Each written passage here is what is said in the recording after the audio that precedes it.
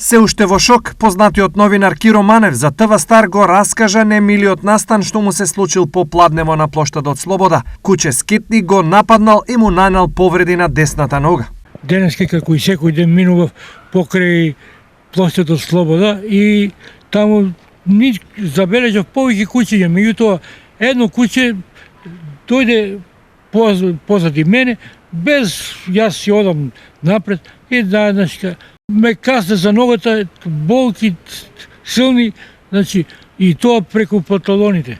Шок, па неверојатно, не очекуваше дека тоа може да се случи. Шок неверојатно. Избезумен од ненадејниот напад, Манев успел некако да се соземе и веднаш побарал медицинска помош. Веднаш отидов во брзата помош, ми ставија преврска и отидов и во инфективното оделение, каде примив 2 инекции.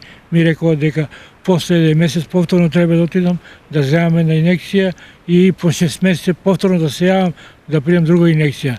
Навистина ова е чудно и за мене тотално неочекувано, запрепастено, цел ден ми уништија. Нападнатиот колега Манев апелира Да преземат хитни мерки.